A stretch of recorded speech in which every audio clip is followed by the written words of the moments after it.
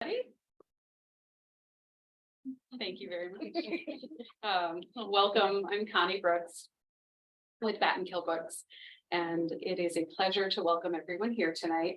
Having done this for a few years now, I love there's a special hush that comes over a crowd when we've turned the music off because we have the ambient music going all day long.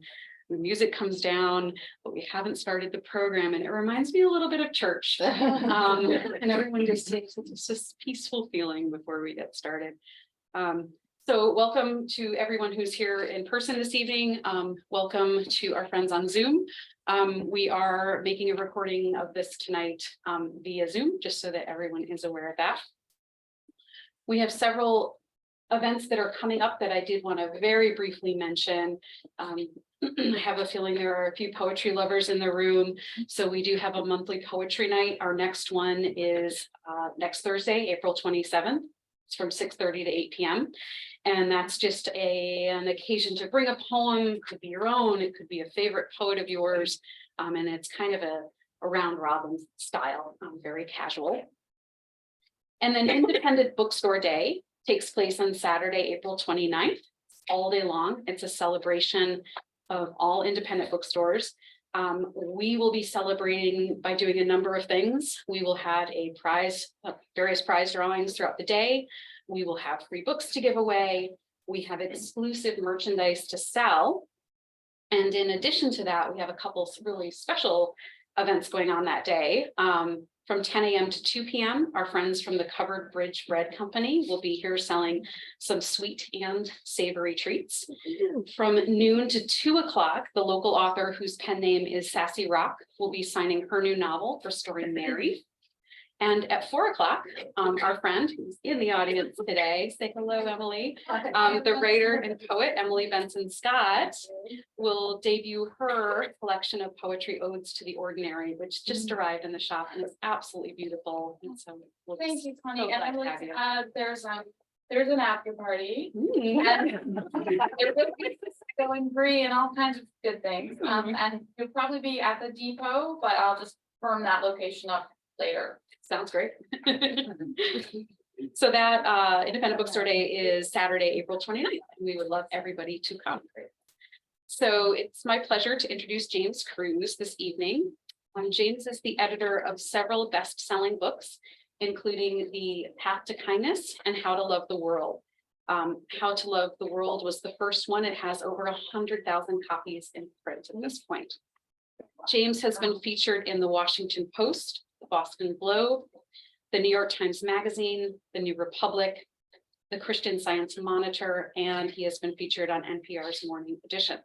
And I heard you that morning. It was so exciting. I didn't know. It's wonderful. He's the author of 4 prize-winning books of poetry. James also speaks and leads workshops on kindness, mindfulness, and writing for self-compassion.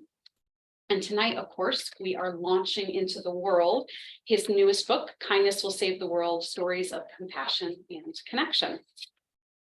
And I just wanted to say that over the weekend, I happened to be listening to a wonderful podcast that I highly recommend, and it's called How to Citizen.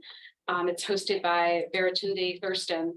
And Baratunde's host was the author Priya Parker, and she has written a book called The Art of Gathering, How We Meet and Why It Matters.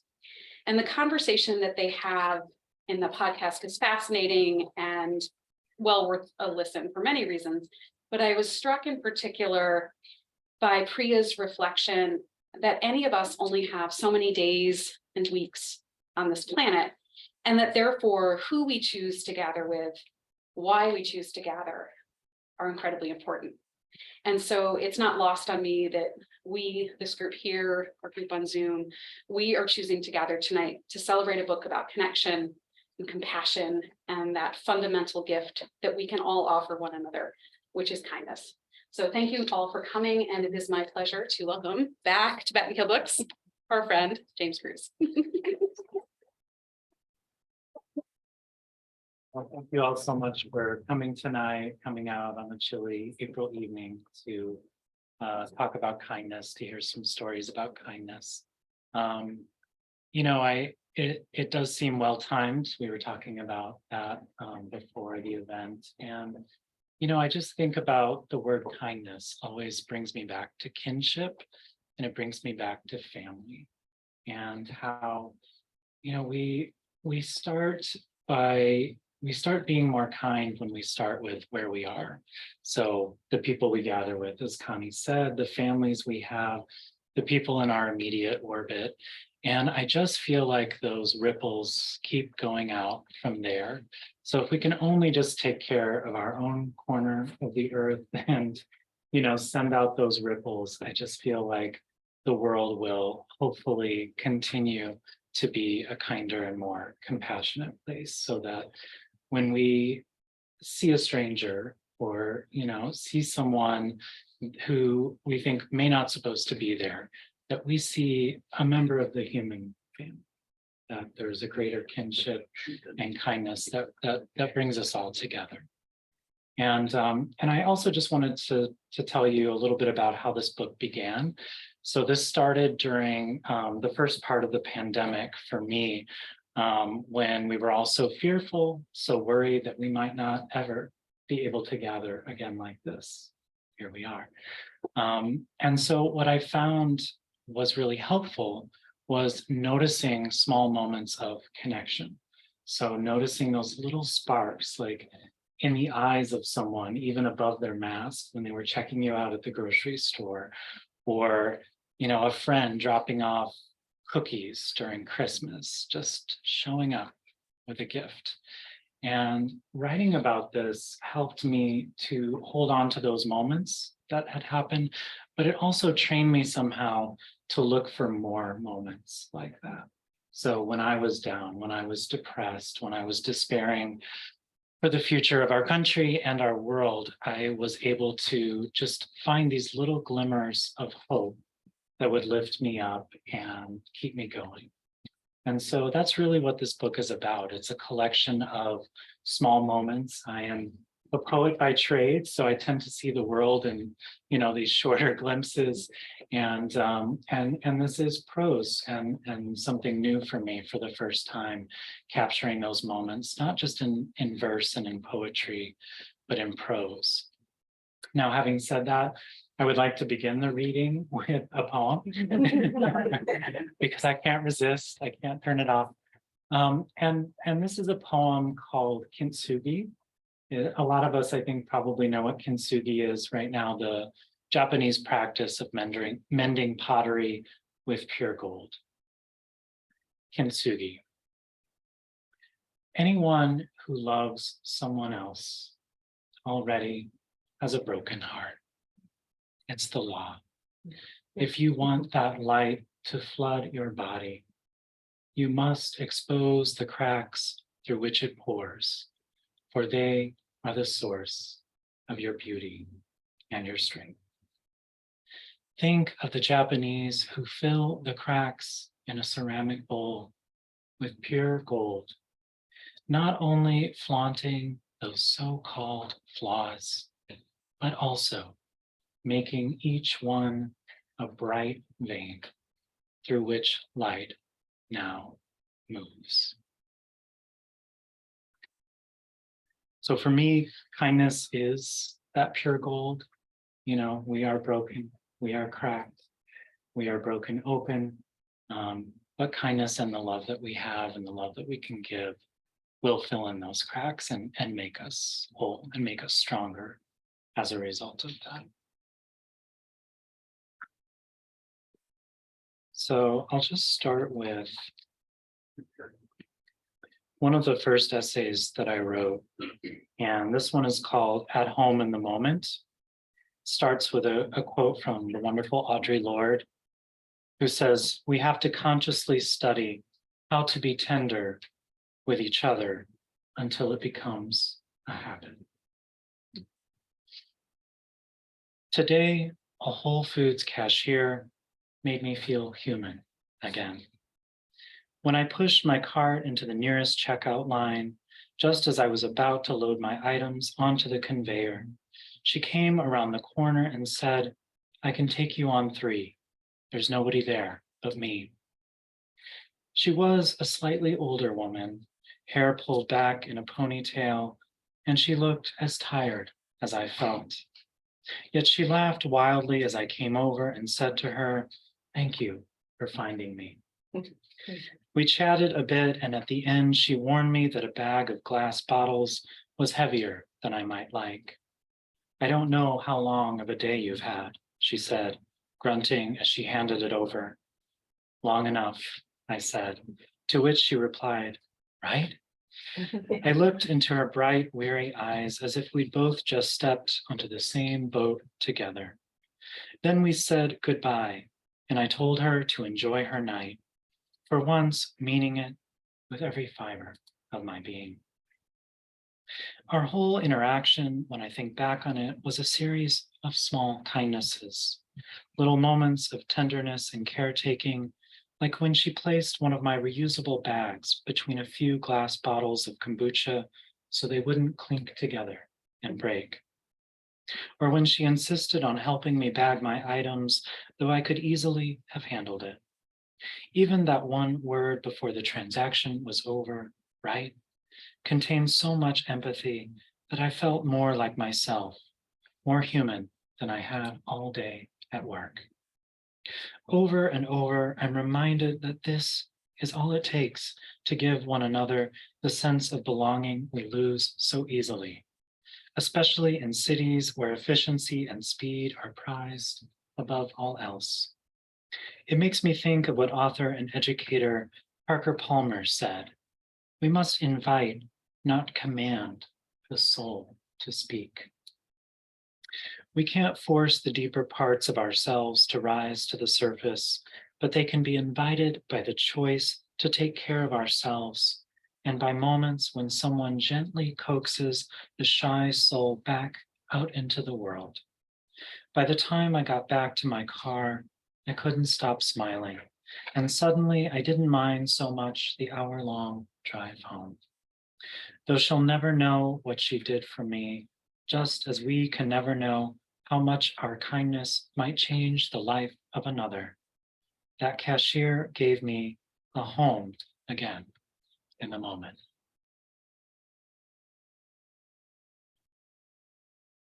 I felt a little divided over giving Whole Foods, a little like free advertising with that. But it was just the truth. It's where it happened.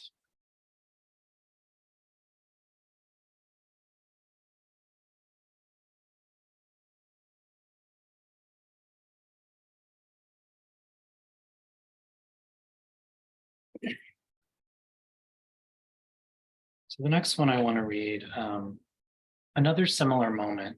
And this was, between a stranger and myself. And it was just the smallest little thing that happened, and it made such a difference. So, that's sort of a running theme in this book, is that, I'm surprised by how little it takes to really make me feel welcome or make me feel more connected to another person. And so I try to remember that when I'm out in the world now, since I wrote it. Try to keep that in mind. It's also dangerous to put out many books about kindness and loving the world and gratitude, because as my husband reminds me, I am not always the kindest person. Nor the most grateful, but I do try. So this is called A Meeting of the Eyes. And this is on page 22, if you want to follow along. It was just the slightest kindness, a little wink of light, like the last ember in a fire going out. But it was enough to keep me lit for the rest of the day. In the middle of running errands, filling the car with gas, mailing off packages, picking up books from the library, and buying bird seed. Such a necessary task, right? My last stop was the bank, where I pulled up next to the slim tube that would send my checks inside for deposit. I love actually going into the bank, standing in line and seeing other people tending to their money, the tellers sometimes joking with one another, the cheap holiday of the moment, decorations and tchotchkes adorning each teller's station. I love the bustle and almost blindingly bright cleanness of the bank, But I also appreciate the convenience of the drive-through on busy days like this. A teller I didn't recognize greeted me as the two bearing my checks and deposit slip shot up into the bank. "How are you doing?" she asked in that genuine tone, and we began our small exchange. A huge truck pulled up next to me in the opposite lane, blocking my view of the window, but that didn't stop my teller from coming over to where I could see her, standing on her tiptoes and meeting my eyes with her eyes as she said, "You're all set. Enjoy the rest of your day."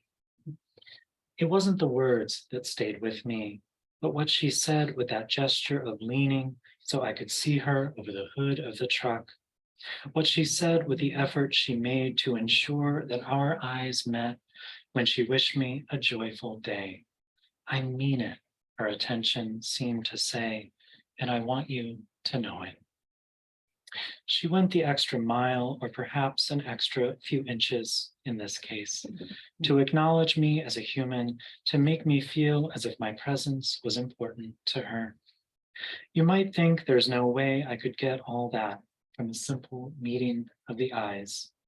But when you grow accustomed to receiving the opposite, when all the other people you've encountered in your day treat you ever so slightly like an object passing through their lives, in line at the grocery store or on the other side of the post office counter, handing you your receipt as if you're a nameless machine, then you become attuned to every gesture and word that says otherwise, that confirms your humanness and gives you a sense of belonging. I drove away with a smile and a wave, just a little startled by the sliver of unexpected attention, reminded again, is it really so easy to forget the lesson that it takes so little to make each other feel real, that moments of exchange like these are the only currency we need.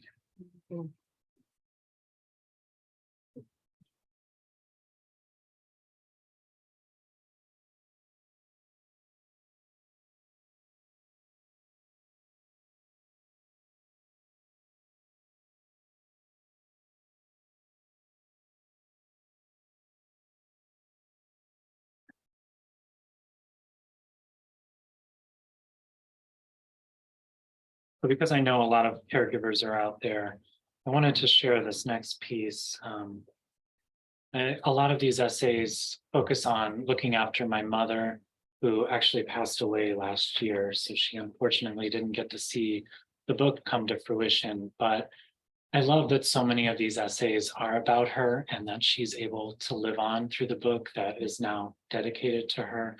And I also honor that it was a very difficult time looking after her, even from a distance, because she lived back in St. Louis. And so a lot of these essays also kind of focus on self-care and how this is one of the essential kindnesses that we can give to ourselves.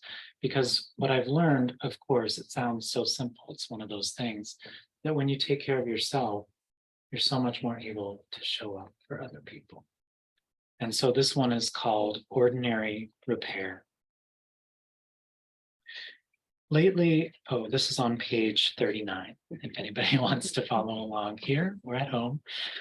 So this is Ordinary Repair.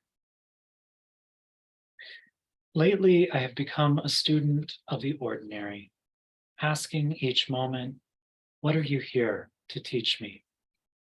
This was especially true recently as my mother entered the hospital for severe neck and back pain associated with her multiple sclerosis, then ended up having a heart attack while waiting to be seen in the ER. She spent a harrowing week in the hospital with cognitive difficulties, convinced that the phones were being tapped and that family members who called were being impersonated by hospital staff. I had never been so frightened for her well-being before. She was eventually released, and a urinary tract infection turned out to be the cause of her strange and paranoid behavior. But for weeks after, her brain remained foggy, And when we talked, she would utter the same phrase over and over, just confused. During this difficult time, every day began for me with a rush of worry. Excuse me. Every day began for me with a rush of worry, especially since I live 1,000 miles away and can do so little to help. And each night before bed, I would be so consumed with anxiety, it took me hours to fall asleep. Most of us are no strangers to a life of persistent fear and worry.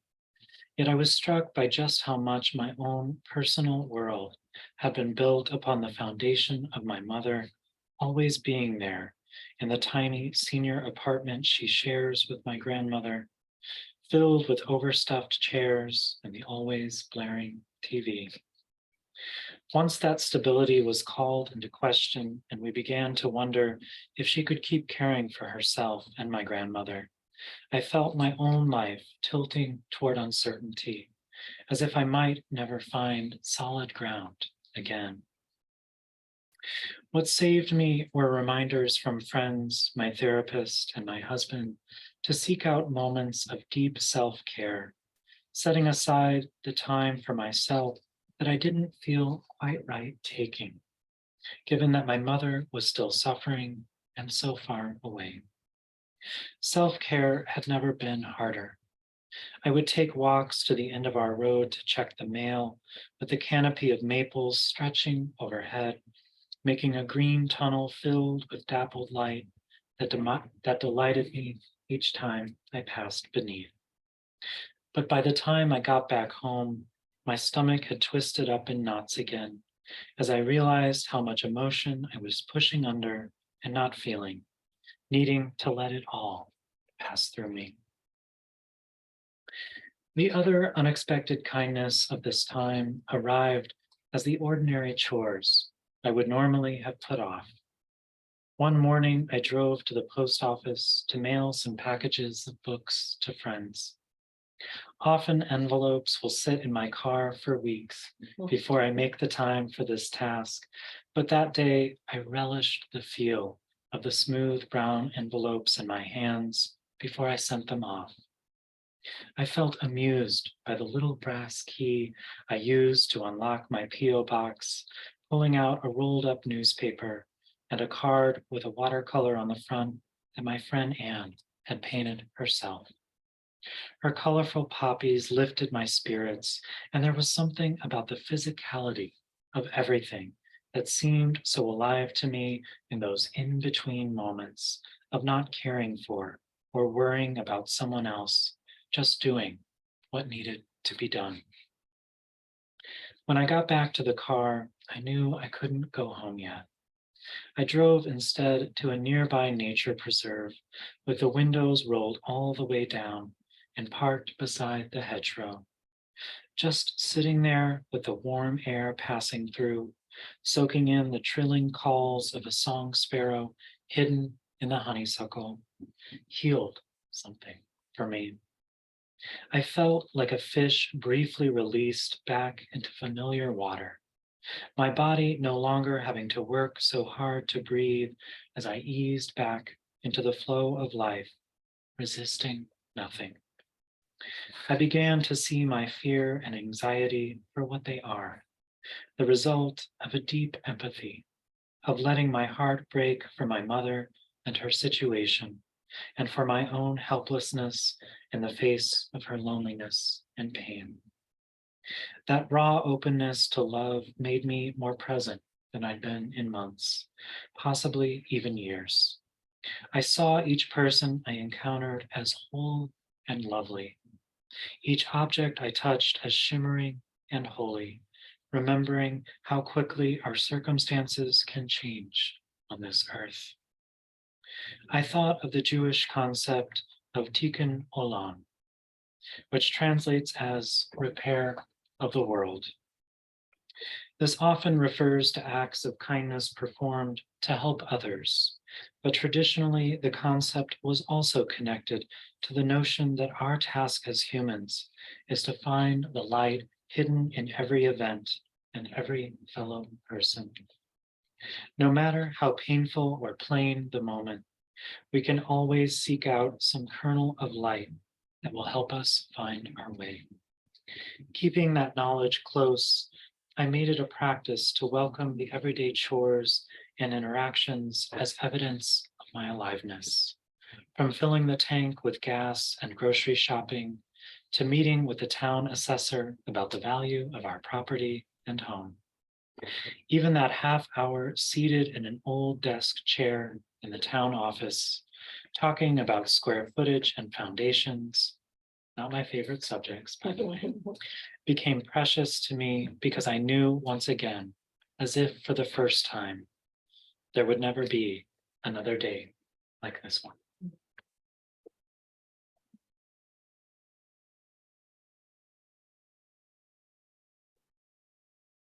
Sometimes I wonder, why do I write such personal things? You know, you have to feel vulnerable when you're sharing them. But of course, it's the only way to live.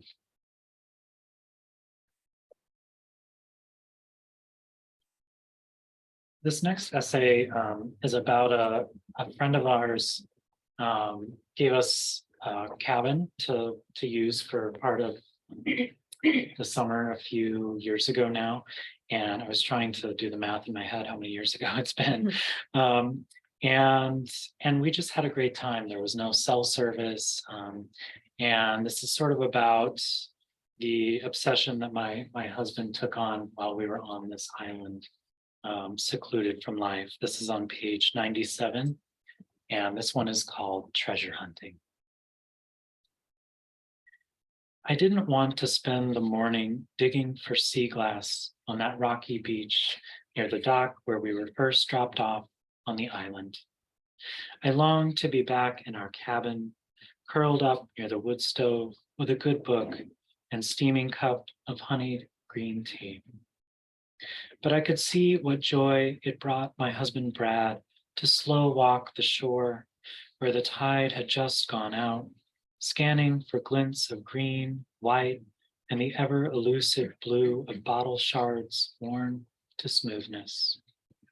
Every time he found a new piece of sea glass, he gasped like a little kid and held it triumphantly up to the meager light of the overcast sky. So I stayed and dug with him, finding handfuls of glass pebbles made joyful by his joy in this playful act with not a soul around and no cell phone reception, not a single responsibility or chore for the next few days. Seeing the boy beneath the man I love revealed over and over reminded me how accessible such innocent happiness can be if we create the right conditions for it, making time for rest and play and disconnecting from the outer world for a while. Though I craved the warmth of our cozy cabin, I had to admit it also felt like bliss to taste the salty wind blowing against us, to watch the buoys sway back and forth, tolling their bells, to feel the silence and solitude wrap around us like the arms of a mother we haven't seen in months. We'd both been so consumed with work and building our house.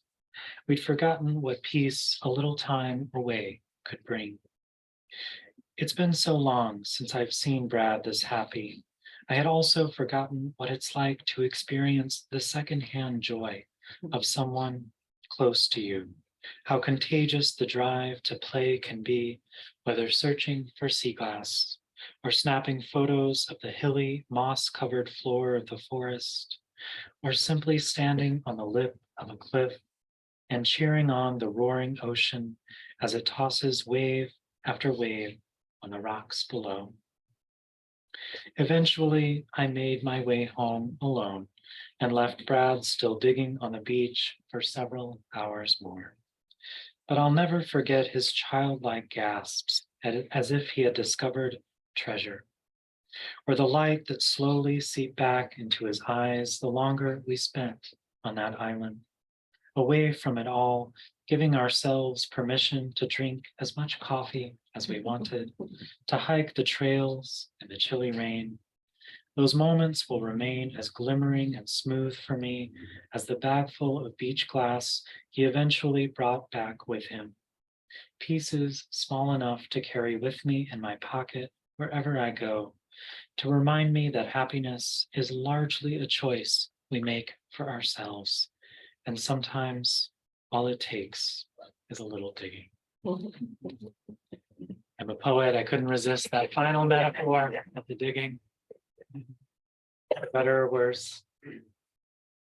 But I really do believe that. And the more that I write in my poetry and in essays like these about just these moments that stay with me, they don't have to be moments of kindness. They could be moments of that joy that I was talking about, seeing in Brad, or gratitude, some sense of warmth or connection. The more that I write about those moments, I just feel like it becomes this ingrained practice. And so one of the things that I wanted to do with this book was to put in some what I call kindness practices spread throughout, and to give people a chance to reflect on what kindness means to them, to journal about that, to write about their own moments of kindness. And so I really love that we were able to do that throughout this book. It's not always easy convincing your publishers to go along with some of your crazy ideas. But luckily my publisher was very willing in this case. And I'll read this essay is about running into my friend Sherry at another bookstore, which shall remain nameless because this is obviously the most important bookstore ever. But there are others out there. We understand this. And this was just after the pandemic was beginning to lift. And, we're still in that mode of asking if it's okay to give a hug to someone. I think it's always a good practice, to ask if that's all right. But this was a moment when I just felt such a sense of warmth. And this one is called Arms. The other night at a bookstore event, I ran into my friend Sherry, whom I hadn't seen in more than 2 years. I asked if I could give her a hug and watched as something in her face and in her whole body seemed to relax, as if my question had acknowledged what we both secretly needed.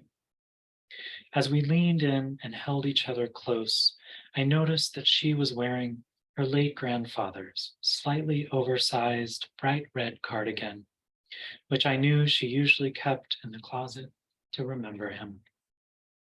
I pressed my face into the fiber, breathing in, more grateful than I would have ever guessed to be touched and to touch back.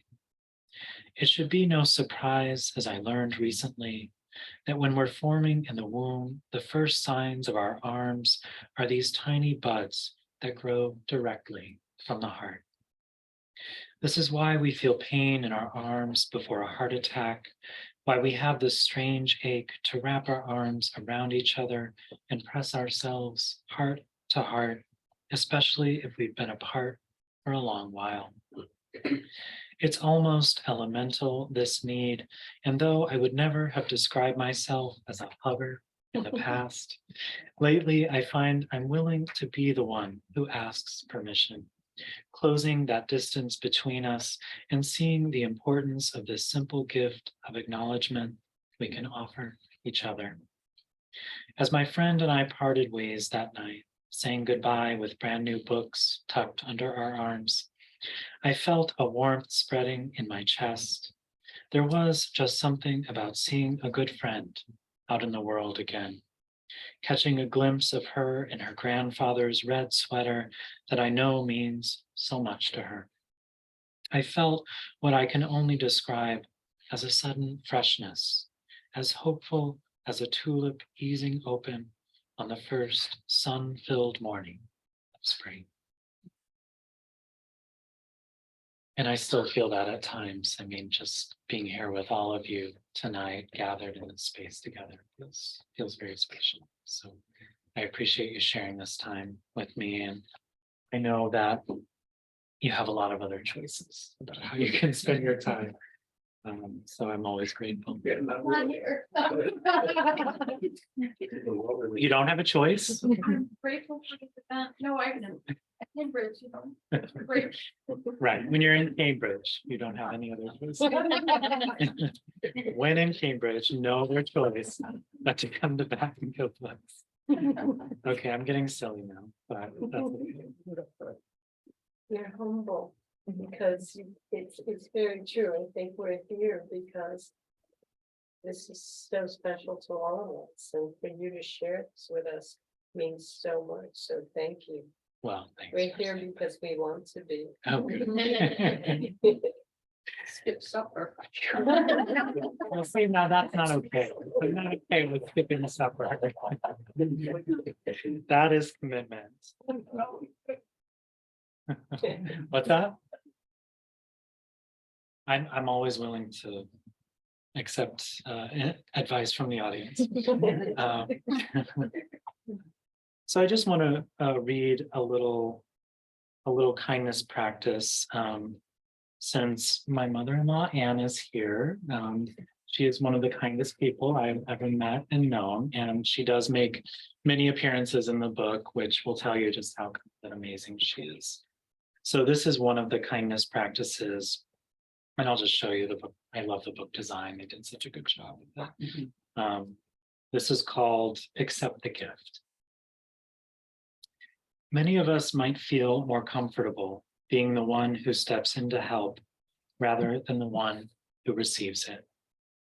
We often see the act of accepting help as a form of weakness, suggesting that we can't manage on our own. Yet if we recall how fulfilling it feels to give to someone else, to lift them up when they need it, or perform some small act of kindness, we might then have an easier time letting others tend to us as well. When we say yes to such an offer, after all, we make room for the feelings of connection that flood in when someone reaches across the space between us with a bit of goodness and care we might not have been aware we needed. Sometimes we have no choice but to receive. In such instances, life teaches us the practice of humility and the surrender necessary to meet the moment with open arms. A few years ago, I had to accept the loving kindness of my mother-in-law, Anne, who stopped everything she was doing that day to drive me to the ER after a nasty tick bite left me fevered and barely able to move from bed. No one else was available, and I knew I needed her help. Not only did she sit with me at the hospital for hours, but she also took me to the pharmacy so I could pick up the much needed medication that would soon bring relief from the tick-borne disease doctors discovered I had. After she dropped me back at home, I sat on the stairs leading up to our bedroom and just collapsed into tears of gratitude for what she'd done. I had always prided myself on being fiercely independent and on being the helper and caretaker, especially given that both of my own parents grew sick at a young age, unable to care for me. The day that Anne showed me such unconditional love forever changed our relationship and helped to make me more aware of my own stubbornness when it comes to accepting the gifts others find pleasure and meaning in giving. I have since learned that it is a kindness too, to receive something we want or need with grace, not pushing it away, remembering that we all benefit when we live from a love that's larger than ourselves. And so there's a little invitation for writing and reflection that is sprinkled throughout. And for this one, I just invite folks to remember a time when you had no choice but to accept an offer of help from someone else, describing the situation and, how did it feel to just simply surrender to that kindness? And I think bringing back those feelings of surrender and getting in touch with that grace of giving into when someone is offering something to you helps just widen that circle of compassion so that we can more easily receive and then remember how it feels to receive and then more easily give in the future. So obviously you can tell this is my mission to spread this message, but also to keep remembering it myself, because as I say, in one of the essays I just read, it's so easy to forget that lesson, that it just takes so little. It might feel like, well, that was nothing for me, but it makes a difference to people, and you just never know. You might be saving someone's life, literally, that they might have needed that bit of kindness on that day. So I'll read just a few more, and then I'm always happy to answer questions or take comments. And of course, I'm looking for a specific one that I can't seem to find.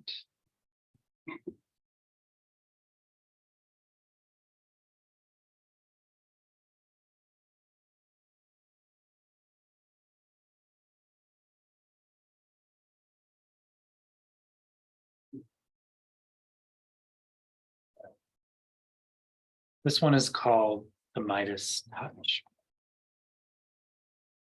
I'll never forget the time after a book signing. Oh, this is on page 138 too. Let's follow along. I keep forgetting. I'll never forget the time after a book signing when a few friends and I stood around the food and drinks table talking at the reception. It was late summer and a plate of strawberries, my favorite, sat piled in the very center of the table. I reached out and took one, slowly brought it to my mouth. My friend Erin, who notices everything, called a halt to the conversation, startling all of us. I'm sorry, she said. The way you touched that strawberry, she shook her head. It was so tender. I just had to say something. I was glad she made me see that, though I'd been on automatic pilot, just satisfying a craving. Yet somehow there remained a part of me that remembered the delicacy of each berry, recalling that they're so fragile in fields when ripe, they must still be picked by human hands. No machine can replicate the carefulness of our touch.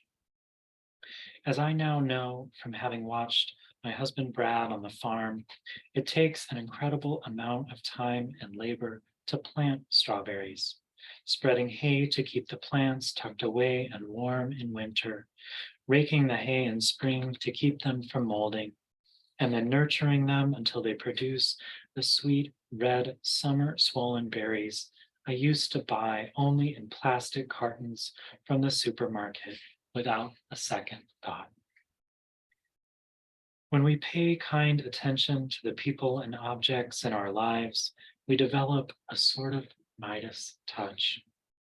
Everything we encounter then becomes more precious and valuable, even the seemingly ordinary.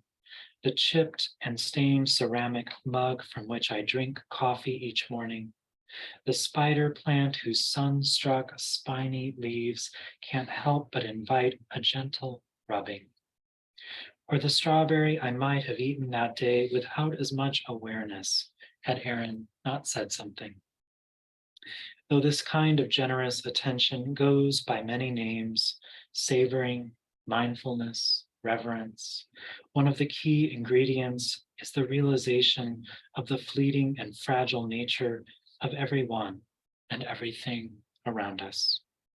Once we hold on to the truth of life's brevity, kindness becomes the only sane and rational approach to everything and everyone around us.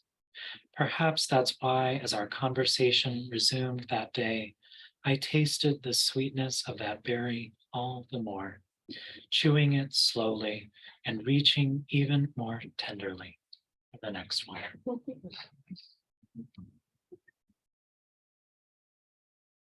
So part of my idea with this book too is that kindness is mindfulness. You know, we are probably all tired of this line of hearing about mindfulness and what it means, but it still feels so necessary to talk about it and to talk about the kind of attention that we're bringing to our lives, perhaps even as the pandemic has lifted and we're kind of moving at pre-pandemic speeds or even faster in some cases again.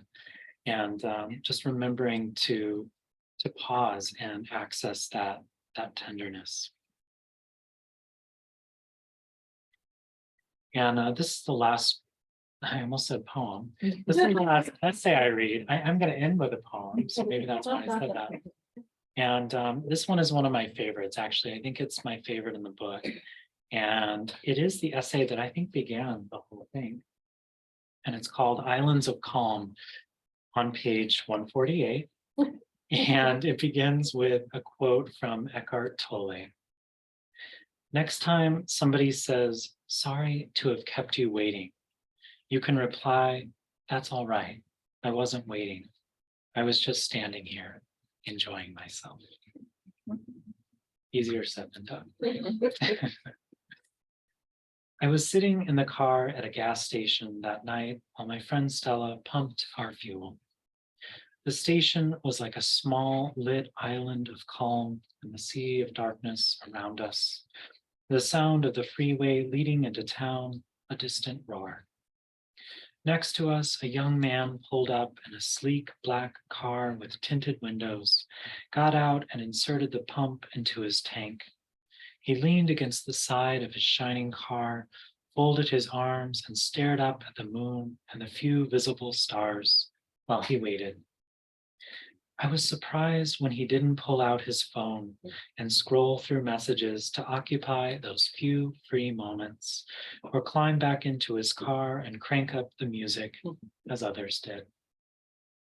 I thought of what Eckhart Tolle has said, that we are never truly waiting, and it is dangerous to label the experience as such because we can immediately grow impatient or bored.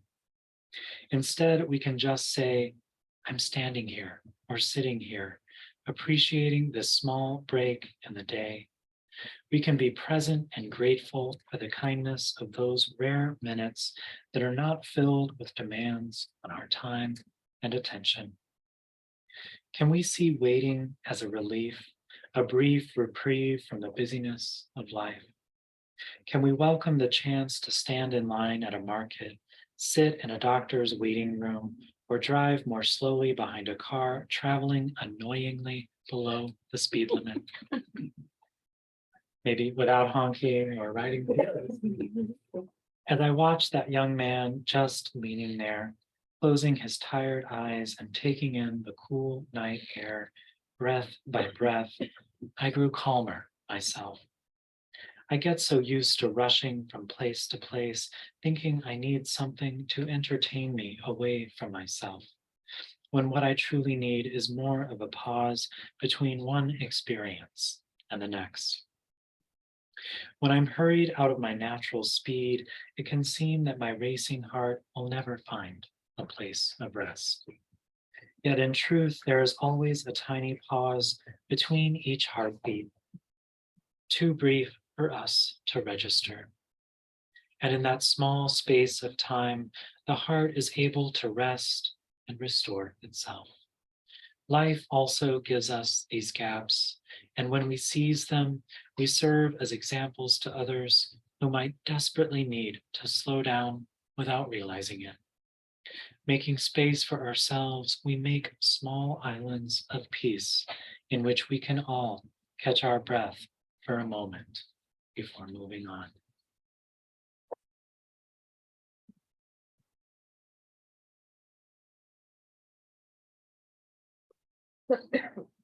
And this last poem I'll share, this is called How to Comfort Someone.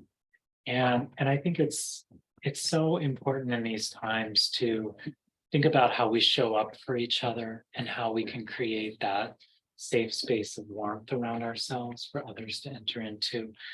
Just to consider that as we move through the days, however busy, however full they may be. And of course, I'm saying that to myself. So this is called How to Comfort Someone. Be the patch of sunlight on the floor, so that as someone comes near, they feel your warmth and can bask in the subtle glow. Be the clear window with shades pulled up and the sparkle of snow which holds space for all that falls into it.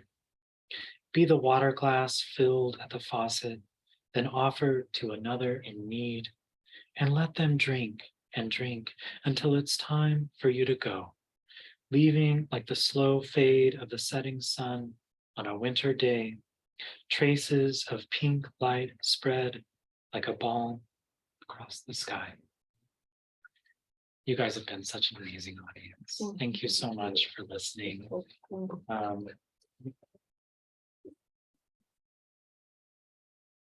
It's on you and the amazing staff of Batten Hill Books for creating this little church that we're doing together. That's right. Yes.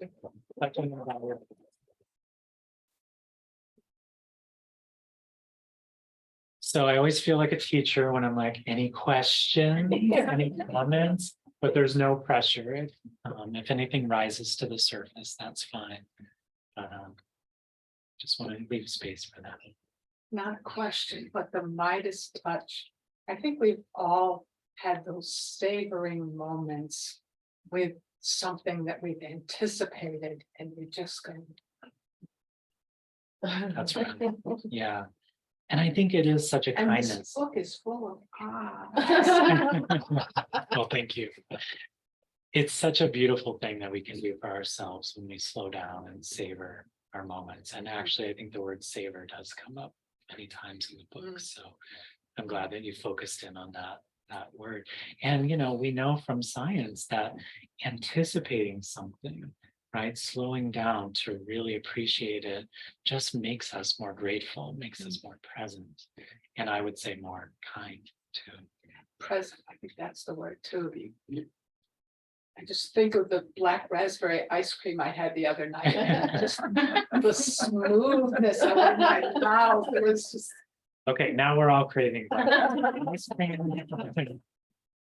Thank you for sharing. When were you last here? It was last October, November. Yeah. Where do you live? I live in Shaftesbury, Vermont. Oh. Yeah, so not too far away at all. Yeah, and my husband works at Clearbrook Farm in Shaftesbury, just to give the farm a little context. I'm curious if you could speak to how it's been different for you to write with prose compared to poetry, and how, I don't know if that's in the writing process or editing or Yeah, anything that's been unique yeah. for this piece. A great question. Thank you, Michelle. And it's been very different for me. I've only published books of poetry so far. I've been publishing books, anthologies of poetry lately. So it feels doubly vulnerable to be sharing such personal stories and to be sharing them in prose. And I think if I could describe it in one phrase, it feels like standing out on the street naked and just inviting people to, to just pause and like stand with you and listen to stories. It feels that vulnerable. And Glennon Doyle has this word scared and excited at the same time. So that also, I think, applies to this process. It was very different editing too, because there has to be a certain rhythm and flow to prose that is different than poetry. Poetry has some of those pauses that are built into it with the line breaks. So I felt like I was, learning the piano for the first time, or learning, even though I've been writing for my whole life, I just felt like I was learning a new skill. And there actually will also be an audio book for this. And so I had to read the whole thing. I got to read the whole thing out loud. And that was also very vulnerable, and noticing things that I would change along the way, things feeling like, oh, that was kind of repetitive. There are things that are okay in prose that, because a poem is such a small space on the page, you don't want to have too many repeating words, but prose kind of stretches out. It's a little more forgiving, as my mentor Ted Kuzer once said to me. Prose will always be more forgiving than poetry. So I hope that's true in this case. That was one of the questions I was gonna ask you, if you had plans to record it, because there's just something so special and mesmerizing about hearing an author read, because the inflection is just how they mean it, where if I just read it, I don't know if I'm getting it right. Yeah. So that's exciting. Yeah, and my publisher said, well, we can hire an actor, or we'd love for you to do it. And actually, we recorded it in, I can't remember the name of the studio, but it's in Arlington, Vermont. And so I had to drive just 15 minutes down the road from my house. And so I'm like, well, that seems like a no-brainer. I would like it to be in my own voice. Right, And these are such personal right. essays, they're about, walking in the woods and my family and life with my husband, which, I had to check with him about every single essay. It's okay to share. He probably still wasn't crazy about me describing his childlike gasps when he was digging for sea glass on the beach, but I think he's been a really good sport, and it has been a learning curve, just putting something brand new like this, and a book that's all my own work, which is a little new for me, and just in the last few years. That's such a blessing. I mean, initially, perhaps I can understand his feeling, Yeah. but hearing us connect back to that thrill and excitement when the world goes away and you're just enjoying yourself from the inside out. Yeah. I mean, that was very, very special. Good. I'm so glad. I will share that with him anytime he objects. But I really do appreciate what you say, and you put it so beautifully, like when the world falls away and you're able to connect with that deeper, more innocent, more joyful part of yourself. I think, a lot of these essays are about kindness, of course, but they're about self-care, joy, playfulness, delight, all of these things that we need more of right now. How long have you been married? I have been married almost 7 years. Yeah, and we were together for about 8 years. I just think it's really lovely how you put in those invitations for reflection. And it sort of invites the reader to be vulnerable right along with you. And to, kind of even add into the book their own experience. That's right. Really nice touch. So you're not just reading a story, you're reading a story and maybe creating a story of your own right there. Yeah. Thank you. Thank you so much for saying that. That is also said very well. That was my intention. I write, whether it's an essay or a poem or whatever, I write it with the intention of wanting to bring other people along with me. I was just leading a workshop on Zoom the other day.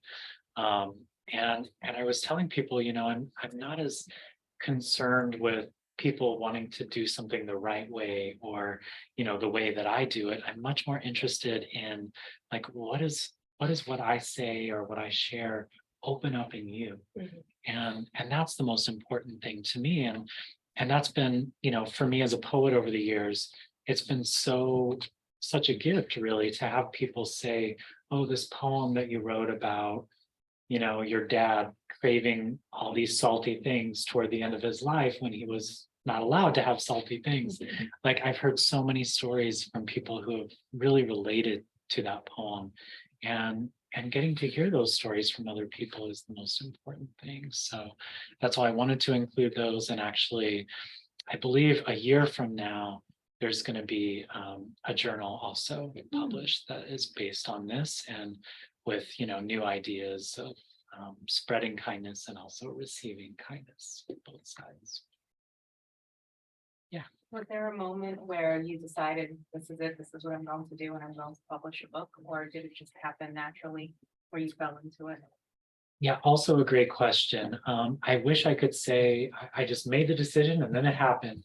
But this one was such a longer process, partly because I'm mostly known as a poet, and so no agents really wanted to work with me, no publishers really wanted to work with me, even after, How to Love the World has sold a lot of copies, but publishers and agents sort of see you. They love to put people in boxes, and so I had to look long and hard to find an agent who would represent this book after it was mostly done, even. What kept me going with the book beyond all of that stuff was just this belief that I can't even account for. Like I can tend to be a pretty doubtful person, just like anybody else. Like, is this really a good idea? Does the world really need this? But my belief in this project was really unwavering. And so that kind of taught me that it maybe really wanted to be in the world, and that it was something that was bigger than me, that wanted to touch other people's lives. And so I just trusted in that and kept going, even through the many rejections and, annoying emails from agents telling me, like they would say things like, well, I read through what you shared and it made me feel better, but I'm not sure if you could sustain that for a whole book. And I'm like, but it made you feel better. That doesn't matter. So much of it comes down to numbers and things like that. But I was blessed to find an agent who really believed in me, and she guided me to my publisher, Inside Editions and Mandala Publishing, who also really believed in this project. And, obviously made it into the most beautiful book that I've ever published. So really grateful for that. Any other comments or questions? I do. Yeah. How'd you come up with the order of all the little? The order. Yeah, because you said, oh, this is my favorite one, and I'm like, you're opening to almost the end of your book. It's true. Well, the book is divided up into 3 sections, so that helped a little bit, dividing it thematically. Like the first section is the spark of connection. The second is the love we give, sort of about love and family, caretaking. And then the third part is mindfulness is kindness. And so that helps to some degree, but it's sort of like putting together a book of poetry in a way. You want each piece to connect to the other.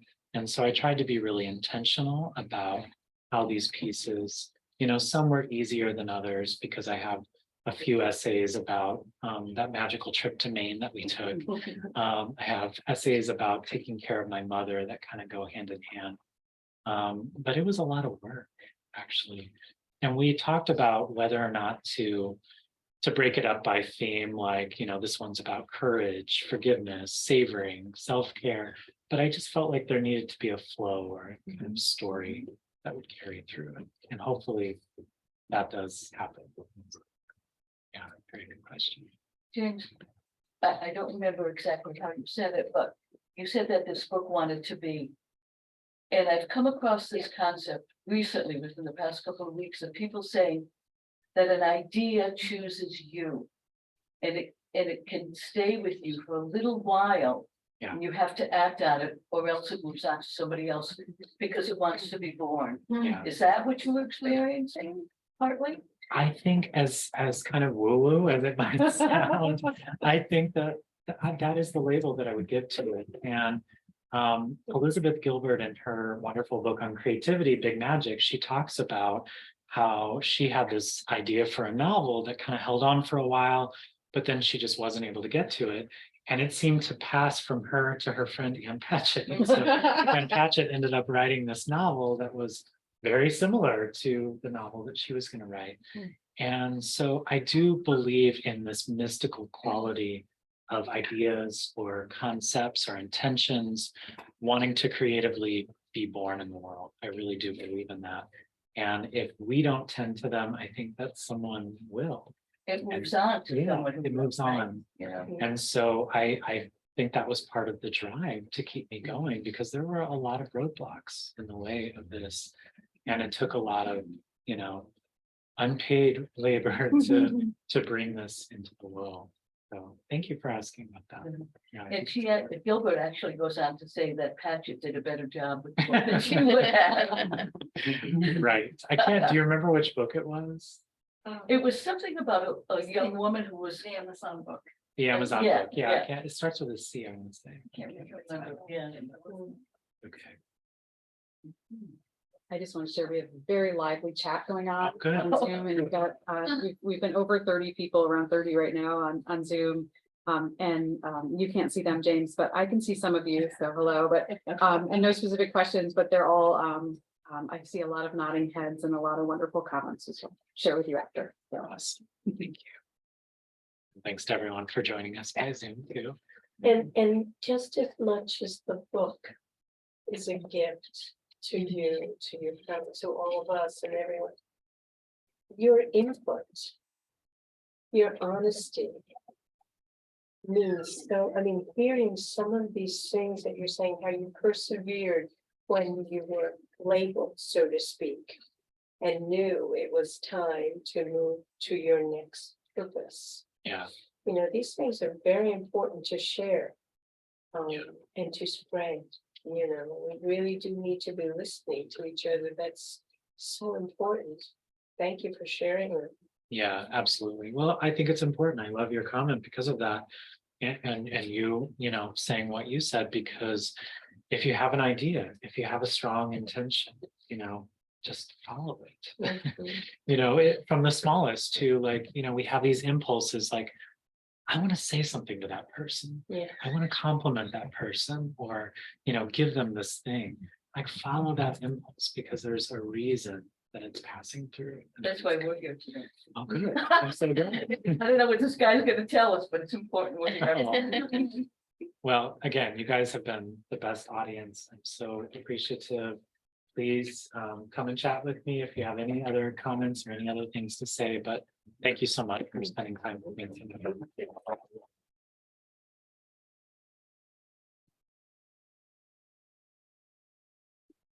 And you guys were great. We try our best. I'm gonna carry you. You just were there. I ask you to sign? Thank you. Enjoy it in my little cabin.